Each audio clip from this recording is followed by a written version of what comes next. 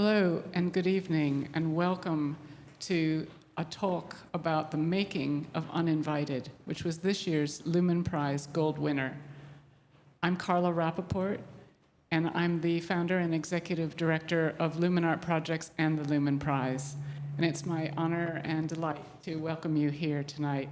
Thank you to those of you who've Zoomed in, who are being streamed in. Really excited to have you with us. And very much thank you to our two speakers who are here in person, Nai and moderator Sia, and our online speaker, Hans, who will be introduced to you in a minute, who's in a hotel in Pimlico waiting for his PCR test to come through. I wanted to spend a minute talking about Lumen's relationship with Gazelli Art House and to say how pleased and proud we are at Lumen to be part of this wonderful exhibit, Coat of Arms, which celebrates the pioneers of digital art, and in fact includes a winner of the Lumen Prize from 2018, Mario Klingemann. And in the project space, Gazelli.io is Uninvited, which is Nai's work, and it won this year. So the show combines these two exciting elements. So pleased to have this partnership, and so proud to be in Mayfair. Lumen is now 10 years old, as is Gazelli Art House, so we're both celebrating 10 years today, this year. And I think we've reached a kind of watershed with this 10 years that I feel is a kind of crossover to be standing here talking about digital art and introducing a talk about digital art in a Mayfair gallery. To me feels like kind of an Elvis moment, where Elvis kind of took black music and introduced it as a white man to white audiences, paving the way for hundreds and thousands of wonderful black musicians to come on the scene and be accepted by mainstream music industry. I feel this is an Elvis moment for digital art. Mila and Gazelli Art House has made an Elvis crossover, allowing us to come through this portal and be accepted by the contemporary art world, which is a really wonderful moment for me and for those of us on the Lumen team that have watched digital come out from being a niche and being kind of in the quiet and in the dark, and coming forward to being mainstream. So thank you to Mila and Gazelli for fastening onto this amazing genre and for making this such an incredible show happen tonight. Really excited to be here. So that's me. That's my little introduction to say thank you for this Elvis moment. And I just wanted to talk a little bit about the setup tonight. So our three panelists will be talking for about 45 minutes. And then there'll be Q&A from the audience and Q&A for those of you who are at home on the Zoom link. So, and we expect that the whole event will be about an hour and 50 minutes, something like that. And so just to let you know that that's our format for tonight. And really excited now to hand over to Sia, who's going to be interviewing Nai. And can't wait to hear what you have to say. Thanks. Thank you, Carla. Hi, everyone. My name is Sia Pineschi. I am the Artist Residency Manager and Head of Collections at MOCTA, the Museum of Contemporary Digital Art. A little bit of background on MOCTA. We are a museum that is dedicated to fostering an understanding and promotion of digital art.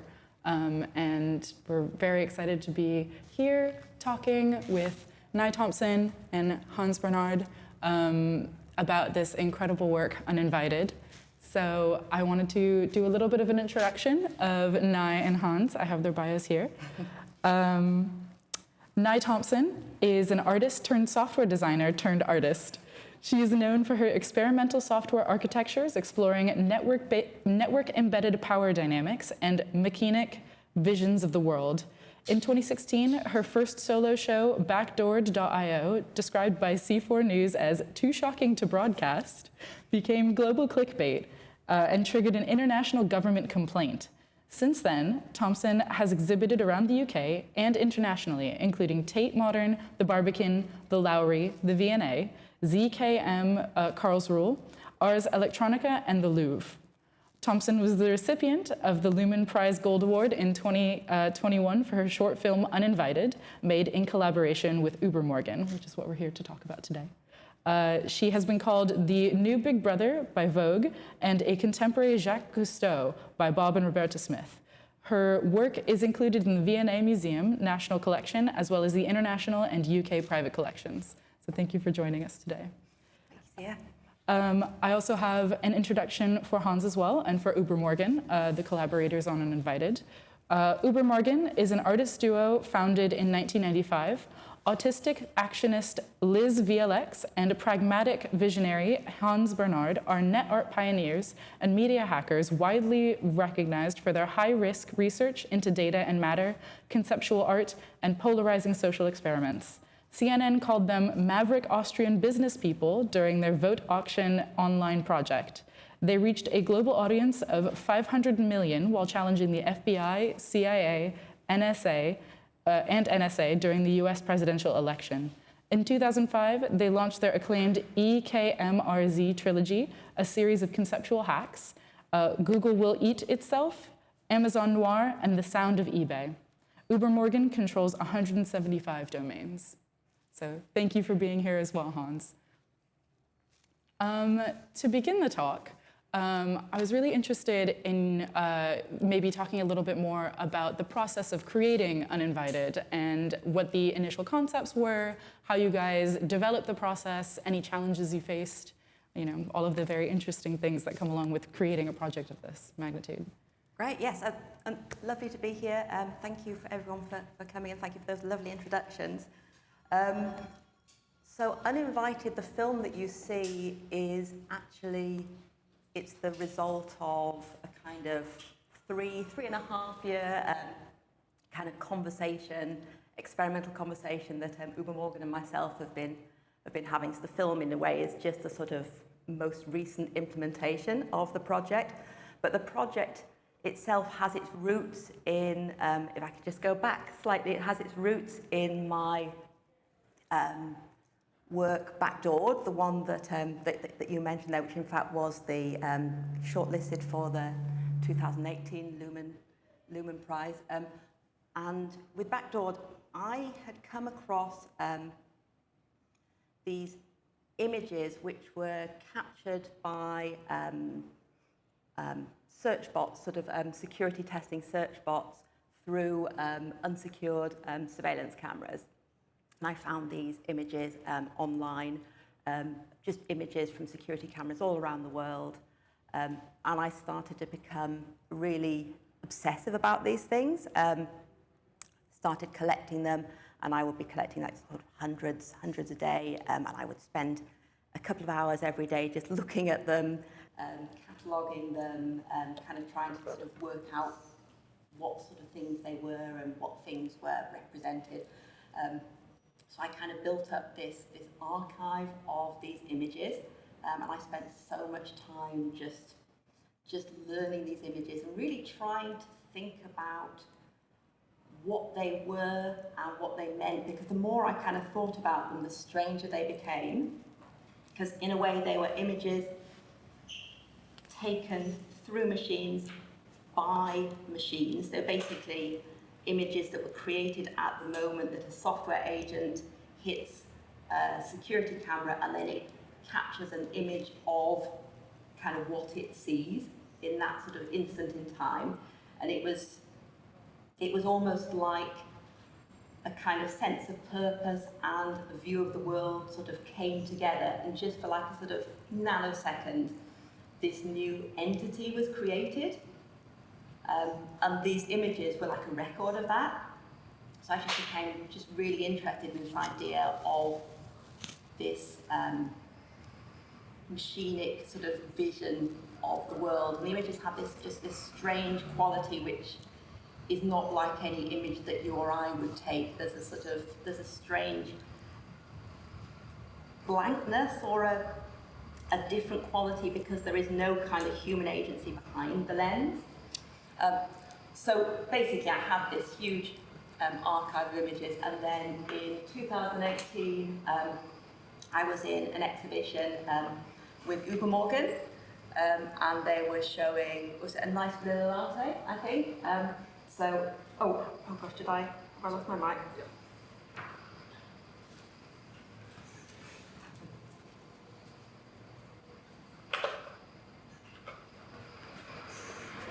So basically, emailed them and said, hi, you know, because obviously they were just heroes of mine and just icons. And I was like, hey, I'll just email them and say hi. And Hans responded, and we kind of started emailing, and then we just kind of became friends, really. And then in 2018, I went out to Vienna to spend time with Hans and Liz, and just to sort of look at whether or not there was some kind of collaboration that we could do together. And then I think I remember we were sitting outside in Vienna in the garden, and we were looking through these images, and Hans said, "Oh, look, they look like stills from a horror film." Yeah. Which, of course, is so perfect because there is that with a horror film, you've always got that sense of the sort of unseen observer.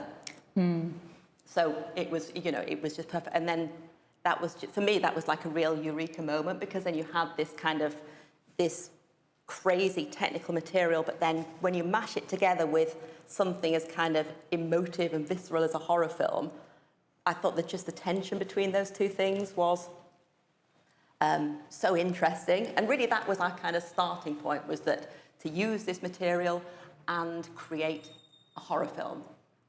And it would be a horror film, but it would be a horror film for a machine audience. Right. So we started with that idea, and then we're like, okay, well, how do we do that? But I don't know, Hans probably has a different experience of how it started, but that was my take. Do you want to say something about that, Hans? Yeah, actually, I forgot about the idea of the machine audience, because that will come maybe later to this kind of networked organism idea. But for me, for UBERMORGEN, and I have to say shout out also to Liz, who's the other partner, or the partner in the artist duo UBERMORGEN. And maybe initially to say is, I have never worked alone. We always worked in teams. And so if there is interesting people like Nai coming or around and we're communicating, there is always this kind of concept or idea, okay, can we do something together? And that's what happened. And I think Nai explained, for us, it's always the idea of doing something new, never doing the same thing again. So we're looking for trying new narrative forms. Yes, we were thinking about the machine world and how could machines perceive images? How do they see images? That was the initial question, yeah? And then trying new narrative forms and doing an experimental project. And you will hear later, it's become much bigger than just the movie. And then it became the movie again and NFTs. So it's an interesting story. Yeah. These projects always kind of take on a life of their own, become their own, I mean, in a way, like network. Like this is kind of the name of the game in a way. And that's really interesting, the idea of like categorizing them and seeing these images and being interested in them as images. But what drew you was figuring out a way to make them make sense to yourself and to categorize them and put them into different categories. Like, what kind of categories did you have for these images? I mean, I was using really straightforward categories, you know, of content, and when I was starting, I was just kind of interested in what things are being watched. But then after a while, I sort of moved away from that, and I just became much more interested in that kind of process of watching, and also just in thinking what, you know, the images were things with so much, they were as much a kind of process or a sort of documentation of process as they were images. And they kind of came with so much kind of social and technical and aesthetic discourse kind of embedded in them. Yeah. That literally I've spent the last kind of 5 years kind of trying to think to myself what they are. And then when we kind of thought of the horror, I mean, literally I say we started with like, okay, horror film for machines. And that was, for a while, that was all it was. We're like, oh, we're going to make a horror film for machines. And then obviously we had to work out how to do it. But the idea of working with these very kind of cool images, which already had embedded with them the kind of like a kind of social horror discourse, you know, sort of surveillance and this sort of dystopian categorization and, you know, absolutely, yeah, image you know, recording. that sort of cold image analysis, decision, you know, non-human decision making. But then also, you know, horror films are so, they're so interestingly structured, you know, there's such a, just the way that a horror film is put together and using the kind of horror film tropes. Yeah, absolutely. Just seemed like such a kind of fruitful combination. Yeah. So how did, in the idea of it being a horror film for machines, like how does that turn like what you would define as a horror film like on its head? Like are there certain tropes that you decided you wanted to take and choose and some that you left behind? Like what does it mean to have a horror film for machines? Yeah, it was written, so then we thought an awful lot. And actually before, at some point I'd really like to take you through the process of making the film. I've got a few slides about it. But in terms of what it means to have a horror film, I mean, we thought a lot about, we were trying really hard not to anthropomorphize it. I mean, obviously it's impossible not to, because we're human.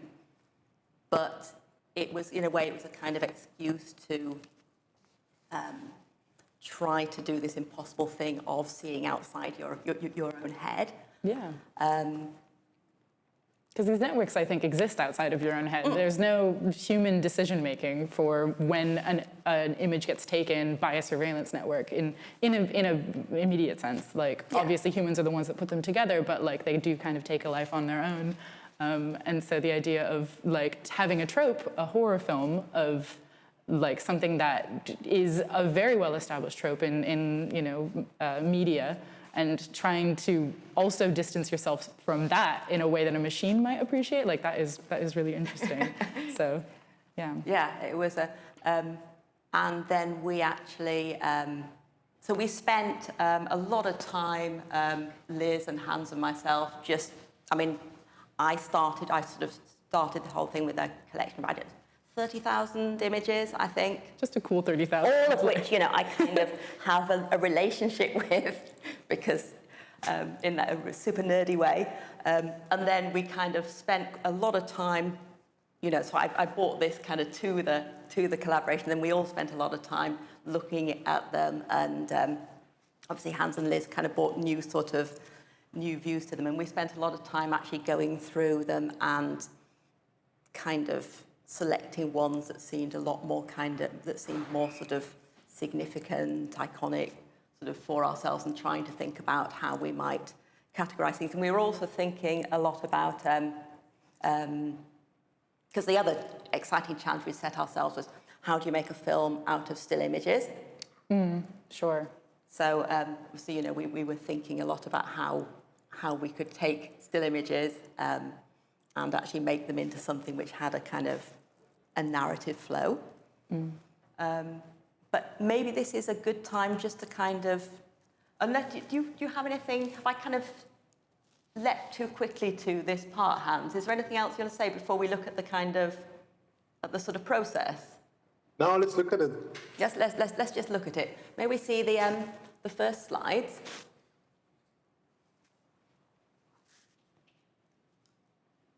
So I've got a couple of, because the,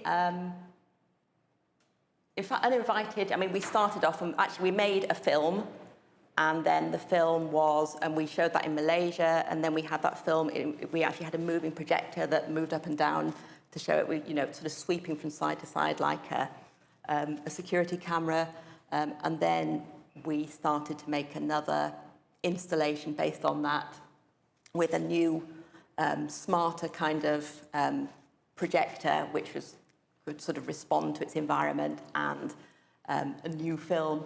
And this sort of new film is basically what's on show here. That is Uninvited, and that's that is the part of the project that's kind of come to be to sort of define it.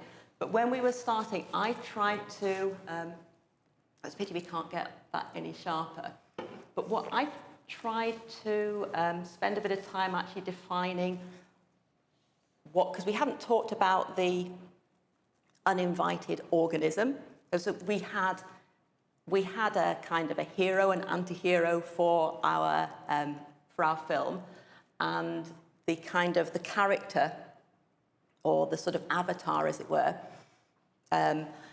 is a botnet, which through kind of, it was just after sort of, or not long after sort of Mirai botnet, and there were a lot of botnets, a lot of botnet activity. So the idea was that it was a botnet that by sheer scale, so a botnet of millions of cameras, and by sheer scale and complexity, it had become in some way self-aware.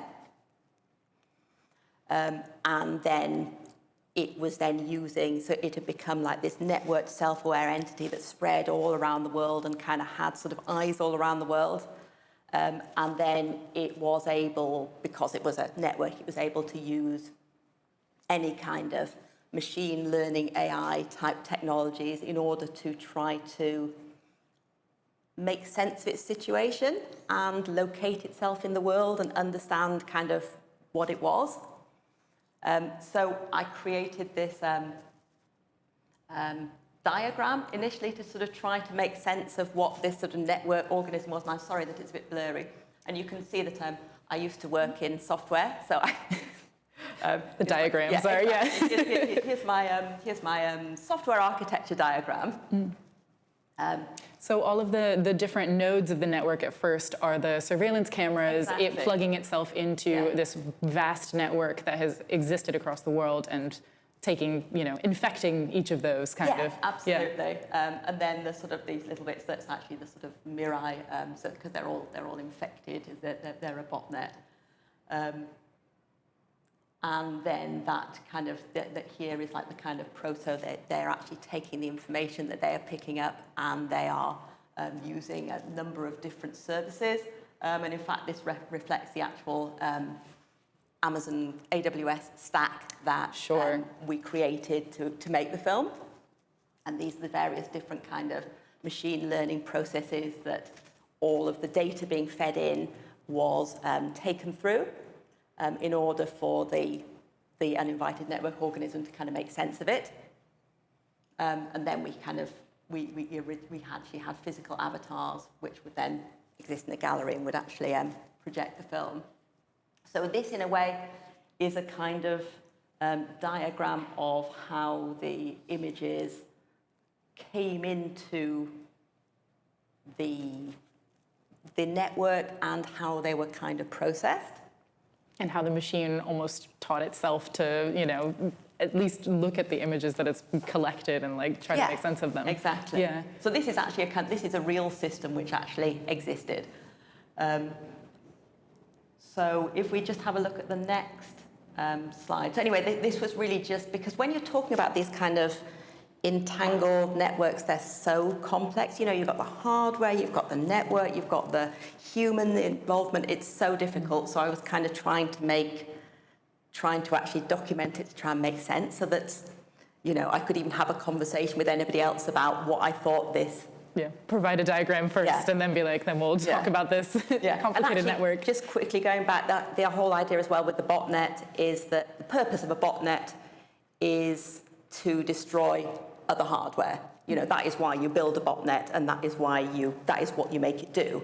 It's to destroy other network entities. And I thought there was something very kind of horror film about this kind of organism which had been built to destroy its kind of peers, becoming so. That's a terrible genesis. Yeah. But that is almost the beginning of a lot of horror films, in a way. Absolutely. They're kind of this a category of films based on destruction and trying to make sense of chaos in a way. So I can very easily see that being kind of appropriate for that kind of thing. Yeah, to be this kind of zombie that was forced to do these. That was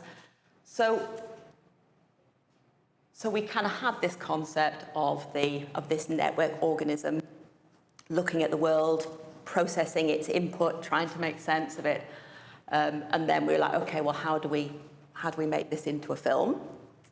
So we started in a way thinking, though we didn't have the sound at that point, we started thinking about, we knew the sound would kind of be very important. So we sort of started thinking about that, and in fact we had this idea of the requiem structure. That was, in fact, and we have which has these kind of five states, and we kind of mapped it to these machinic states. So, which is why we've kind of got this sort of exploration, fight, flight, courtship, relaxing baseline that you might have seen in the film. Yeah, absolutely. So the idea was that the narrative would kind of move through these 5 different states. And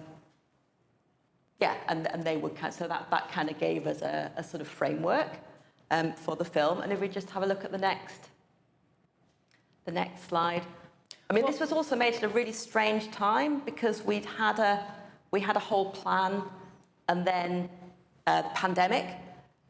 So, you know, we were kind of modifying things really kind of radically, and we couldn't do things we had to do. So we were kind of very much remaking things sort of on the fly. But we started to put together these sort of this spreadsheet, because I love a spreadsheet, which actually laid out the structure of the film.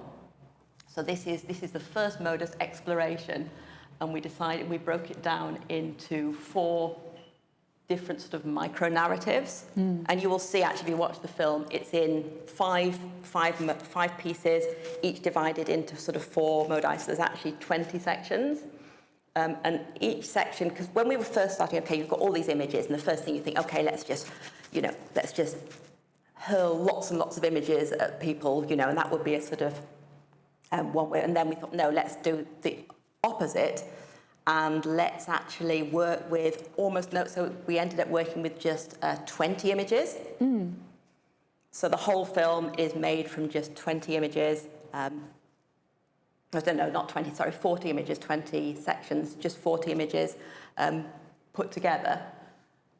So, I'm sorry, this is less clear than I would have hoped.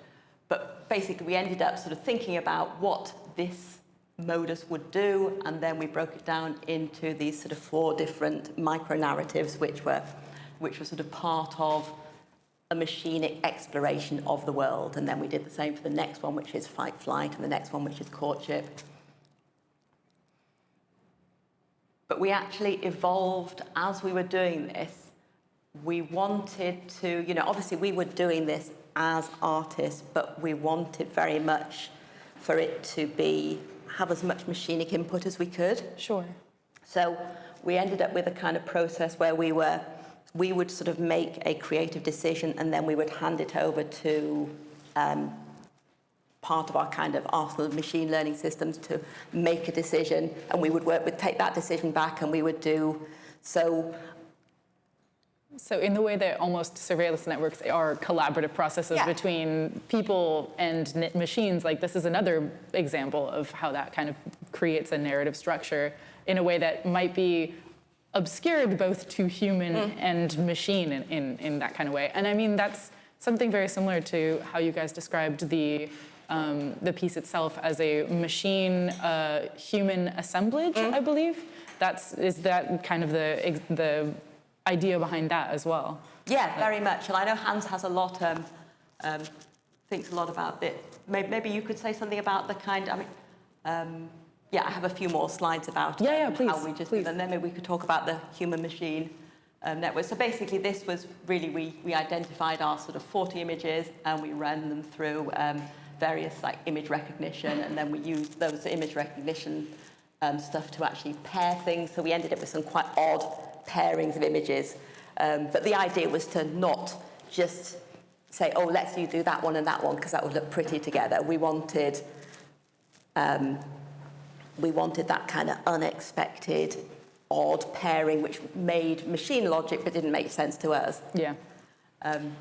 So I think we've probably got one more slide like this, but I think it's, I'm not sure we're going to get too much out of it. But maybe Hans, you could talk a bit about this idea of like the kind of human-machine network. Sure. I think it's important quickly to say up front that this is, because we mentioned the sound, and the sound was composed by Tom Kubli. So the collaboration also included the idea of the Requiem was pitched in from Tom, and then we found it as a structure and developed it as I described it. And also, the project was a collaboration with many different people. We can mention it. We should find a point to mention it quickly. But coming to what I find the most interesting thing is because we said, okay, we want to design a horror film for machines. Now, as I mentioned, in an anthropocentric world, it's very difficult to do that because you never can break out of your human position. But we do have networks. We are now part of synthetic networks, I call them, and we are part of many of them, and we're part of them together with many different entities. So like CCTV cameras and a lot of machines, flora and fauna with other entities that we don't know yet, with algorithms, for example, AI algorithms. And there it got interesting. So we have machines that look at CCTV images, and then they are coming from large networks of machines. And we're selecting them, so there's a human process, as Nai described it, but then we're feeding it back to an AI, it's called gigapixel AI, which is creating crazy stuff with the machine, with the algorithm. So it uses millions of images, and it creates a new reality. It's like a Blade Runner moment when they say zoom in, and you can actually do it, but actually reality transforms in a way, because it's not based on in the traditional sense of what it sees, but it's very, very similar also to humans. We also are like that. We are just sensory machines that get electro impulses or waves into our brains, and then we interpret them. And so that was an interesting thing. And I have to stop here now. It's very confusing because I hear myself, so I'm having a very hard time to make good statements here. So I'd rather pass it back to the panel. Yeah. I mean, I think that the fact that what you were saying about humans being accepting electro impulses into human form, interpreting that, and then having some sort of result after that. Either you move, you stand up, you blink, there's something that happens. It is very similar to a machine in that way. And so all of these different impulses, when you watch a horror film, you get scared. That's how it is. That's an impulse coming into you, and then you have that reaction to yourself. So it seems to me like those networks that do exist around us are not as foreign as they seem. So yeah, absolutely. And I think, as Hans mentioned as well, we had kind of these source images, but actually the images that you see in the film, they are all sort of AI processed with these sort of systems which try to enlarge and enlarge. And so basically this machine learning system will look at an image and try to work out what it is so it can zoom in. So basically the more it kind of zooms in and enlarges the image, the more it's kind of guessing and making up its own vision. So the kind of images that you actually see in the film they've almost become like kind of archetypes, or like these sort of machine-generated ideas of what they originally were. Yeah, absolutely. Which was really interesting. But actually, Hans raised a really good point. Can we just quickly talk, there was a lot of collaborators in this work, and I certainly want to mention that. So yes, as I say, the sound, wonderful sound was made by an amazing artist-composer. Oh yeah, we could lose the slide, couldn't we? Because I think we're not going to show anything now until we show the little bit of video. Would you? Thank you. Oh, sorry, we don't need to show that yet. Sorry, Tina. Could you? Sorry for being unclear.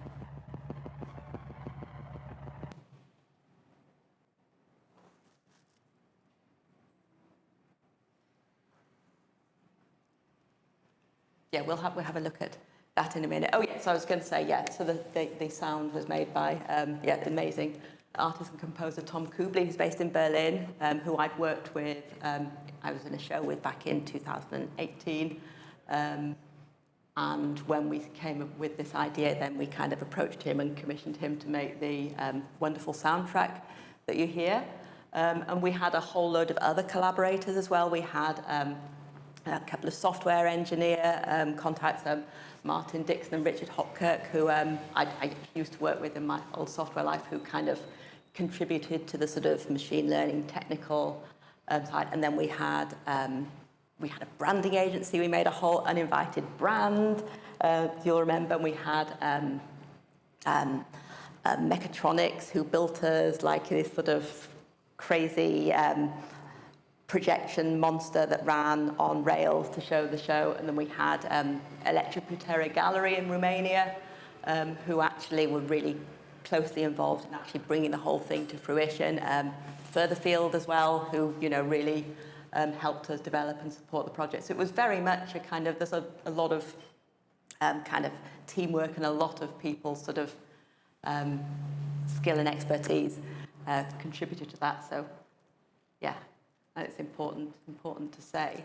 Yeah, absolutely. I mean, it's especially when you were talking about this being multiple iterations of a project as well, many things kind of going into it becoming a network in and of itself like that. A lot of people, I'm sure, contributing to it. Absolutely. Something I had a question about as well was that the fact that there are multiple versions of it as well. Like the one that is on display here at Gazelli Art House has a subtitles at the bottom as well. Maybe you can talk a little bit about how those were produced in addition to the image, in collaboration with the images. Yeah. So. Absolutely. I mean, in a way, that's a sort of a result of this sort of evolution. So when we originally made the film, it was part of this wider installation. So there were no subtitles. It kind of wouldn't have made sense in that context. The film was basically this sort of mechatronic monster, in a way, sort of sharing, regurgitating its kind of nightmare, dreams, memories of the world. But then the film sort of assumed a life of its own and sort of started being shown at film festivals. And we'd also, with the website, we kind of had a mechanism where we sort of injected part of the process of making the film is we create a whole load of AI-generated text based on the things that the machine saw in the images, and that was part of our kind of brief for each micro-narrative. So we had a whole load of this really interesting AI-generated text that Hans worked very closely with. So we had a website which was injecting that in, and then actually when we started to show it as a film on its own, we kind of thought actually it would be very interesting to kind of take this through. Pair those together. And pair those two things together. And I kind of wasn't sure at first because I thought, okay, you've got words and then you've got images, and the two kind of words kind of pull face quite a lot or pull focus. But actually, I really like the two together now. And I think I like the way that it kind of reveals something of the process of the film.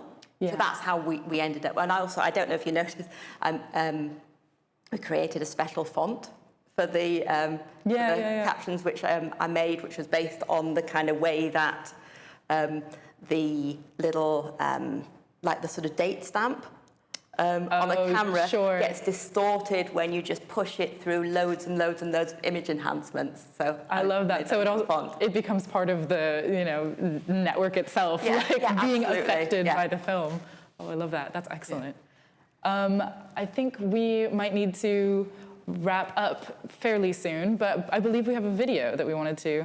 The film itself. I've got a few little, because you mentioned, there's a couple of pieces of the film that had sort of particular kind of emotional resonance. So I've just got one or two little snippets. Obviously, you can see the whole thing downstairs. But if you could play that, and maybe if it can go full screen, that would be awesome.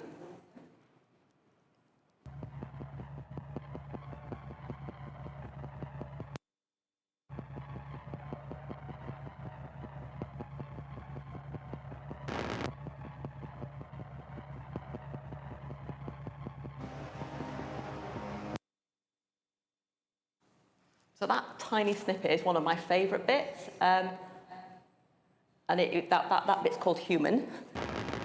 You can see, the whole thing. It's only...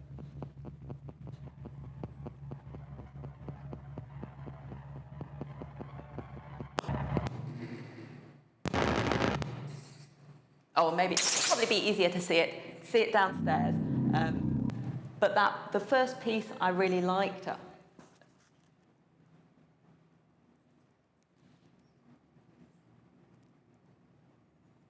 If we just go through this one, then I'll tell you what I particularly liked about those two pieces.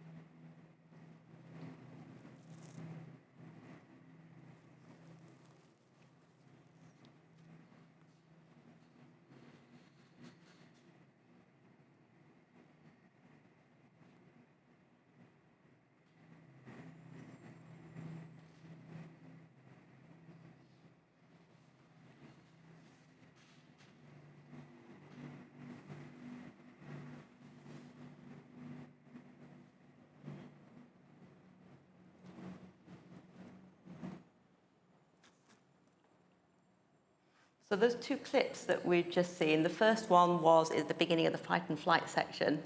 And I just love this. You see the sort of faces of so it was this, I think it's a bar scene in Ukraine or something like that. But with these kind of, I mean, it's an amazing image in a way because it's kind of like a sort of Dutch old master, a sort of sepia drink, 17th century drinking scene. So it's kind of fascinating like that. And then also, when you run these images again and again through these sort of machine learning systems, these systems are specially trained to be very, very interested in faces. And they put a lot of effort, if they see something they think is a face, they put a lot of effort into trying to extract information out of them. And the more you do that, the stranger and stranger the faces become, as the kind of machine just tries harder and harder to sort of make sense of the face. And I found that just really, really interesting. And then this last piece, this was actually, the image is of a square in the very early days of the pandemic when everybody was just off the street and it's just this empty town square. I just thought, that kind of crazy, eerie, extraordinary situation. And the fact that no one is there physically to take photos of the square anymore, except for the machines that we've left behind, kind of. Yeah, absolutely. And then there was all these statues in there, and then you kind of got the same sort of machine was just trying to make more and more sense of these statues, and then they became this kind of strange sort of hyper-humanized but non-humanized entities. So that's... like extractable data sets in a way, kind of. Yeah, absolutely. I think that we might be out of time, unfortunately, but it has been absolutely lovely to speak with you and with Hans about this work and learn a little bit more about the process and the work and effort and care that you guys have put into it. So thank you so much for being here and speaking with me about it. Thank you. I've really enjoyed it. Yeah, absolutely.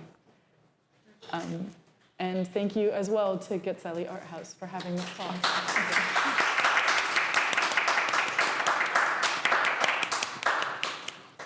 If anyone has any questions, we're now open for Q&A, so let me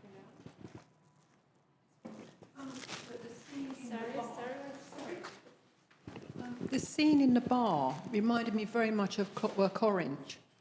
Yeah. Yeah, was you influenced by that? No, I wasn't, and that's really interesting. I'm going to go back and rewatch that. I mean, there is something kind of quite extraordinary in the sort of what started off as something quite innocuous just became more and more sinister. Yeah.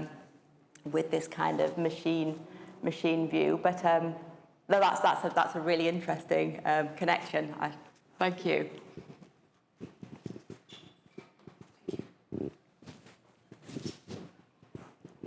Hi there.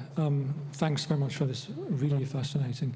I'm not sure how to ask this. I hope this is not too intrusive a question, but for this, I mean, it seems like you need an kind of expertise that goes way beyond what you might pick up in, I don't know, art school or whatever. So I'm really curious, if you don't mind asking, what is your background that you managed to pull this kind of thing off? Well, absolutely. I actually trained as an artist back in the late 80s in Goldsmiths in YBA time. But then in the early 90s, I started working in the very beginnings of the World Wide Web. And then for 20 odd years, I kind of became more and more involved in, I was basically working in software development and design. So I'm not a coder, but I kind of understand enough about how software architectures work to be able to have a conversation with people who do code, if you know what I mean, and kind of ask them sort of questions that just won't be really annoying for them.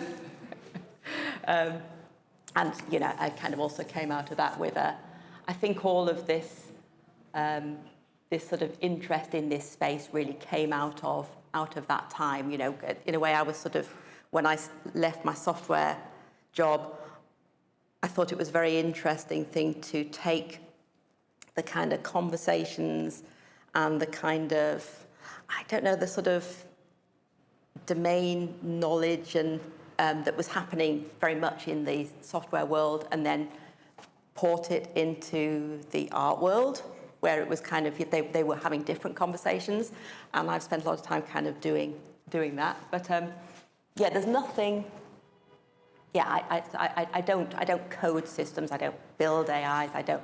But I do sometimes, say, okay, I've got an architecture, and I want a thing that will do image analysis here, and I want a thing that will process these images, and I want these images to come out in a certain way, and then I will work with a developer to kind of specify it. Thank you. Today you can do a lot of this stuff on mobile phones. Pardon? So we do. Did you hear me? Yes. No? Yes. Yeah. No, I wanted to weigh in and say that today you can do a lot of these kind of technologies, and as Nai said, you need the conceptual understanding. And Liz comes from an economics background, I come from an art background, there is different, but that's not the point. In the end, it's not about the tools, because the tools are now widely available. You can use Snapchat, uses AR, hardcore AR, AI stuff within the app. You can use anything. We do NFTs now with UNINVITED project. And we literally use some tools that are available on the phone, so kids can use that too, or any kind of artist. And we combine it with experience and with a conceptual understanding of stuff. So I think that's how it makes sense to understand how is it possible for three people with a group of collaborators to come up with technical levels that go that far. Thank you, Hans. I wanted to ask another question. A project like this is expensive. Even if you're using your mobile phones, it's time, your time. And you listed a lot of funders. Were you going to funders saying, I want to make a horror film for machines? Or were you going to funders saying, here's my background, here's who I am? I'm interested in how you funded the project. In lots of different piecemeal ways, basically. I mean, one of the great things about an international collaboration is that obviously one has access to funding bodies in multiple countries. And that was, so obviously, we had support from, I think, Austria, Switzerland, UK, and Romania, but in sort of small, so we were able to access these, but we didn't say, oh, we're going to make a film. the funding that we got, I guess, was to sort of support specific parts of the development. So it's not like, I guess, the model of if you were actually a filmmaker, where you would go to the film council and say, you know, I need 100,000, well, I don't know how much film costs, like that. You know, I need a big budget to go and make a film. It was more sort of, okay, here we are at this point in the project, and to realize this goal, we need this. We need to do this thing. It wasn't easy, but it was kind of, it was possible. Good word. Yeah. Yeah, it was, yeah, you know, we had a lot of people were interested in the project. Anyone else questions? No, do you have any plans for a sequel to The Uninvited? And if you do, how would it be different? Gosh. Not necessarily a sequel, but a kind of development. But I'm not sure if we can talk about that now. Can we talk about that now? I think we can. I think we should.